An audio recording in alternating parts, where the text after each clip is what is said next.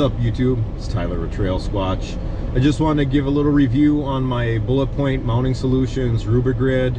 I noticed there was no install videos yet. I really want to do an install video. Glad I didn't. The manual says it takes 10 to 15 minutes to put in, and I had some other stuff I wanted to do with the Jeep, so I wasn't able to do the 10-15 minute time frame.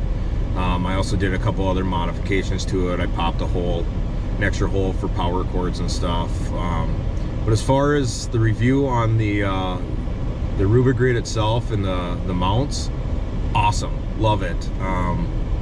Super solid. I had my phone up. I took the Jeep out for a little bit today. Had my phone up on one of the mounts, and it didn't shake, didn't shimmy like on some of the suction cup mounts you get, and even some of those other mounts that they sell out there. Super solid. Really happy with all the hardware. It's not plastic, it's all metal, aluminum. It's awesome. So highly recommend that. As you can see, it's snowing out today. Winter in Minnesota. Again, winter in Minnesota is like that crazy ex-girlfriend you have to get a harassment restraining order on. She just won't leave you alone.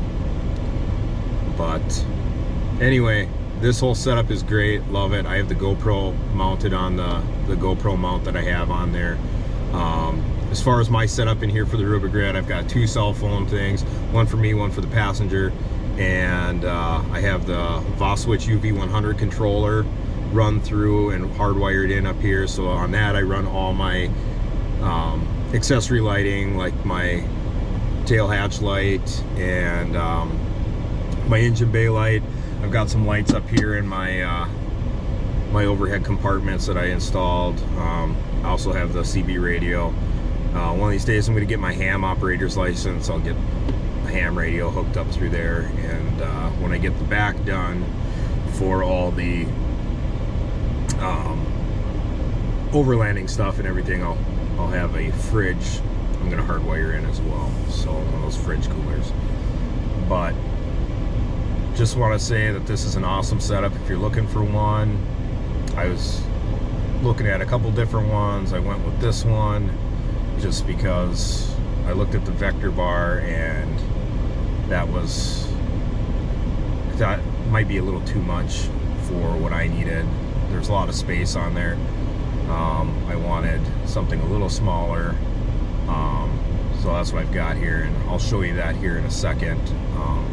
But yeah, like I said, I did a couple extra modifications and dropped a hole in there, so I have the GPS that I use hardwired in, and I also have the Voswitch hardwired in. So anyway, I'll get you some photos here and some video. Thanks. So I've got for my GPS, I've got the Garmin Overlander. My radio head here is the Stinger Off-Road Heighten. Super sweet unit. I've got the JK mount for it, so that it looks like it came off the factory floor like that. There's my Voswitch UV100 controller. There's the GoPro mount. Like I said, I have two cell phone mounts, one for me, one for a passenger. Got the other arm up there for the Garmin, which I don't have turned on right now, just to show you kind of what it looks like.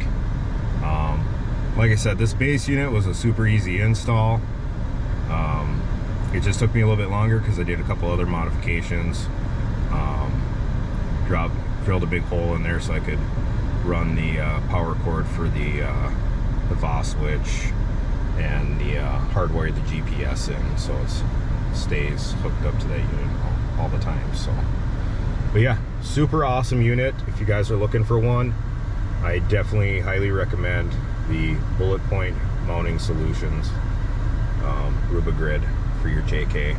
They also make them for a JL, and I believe they have some stuff for all you terrorists that like your Toyotas.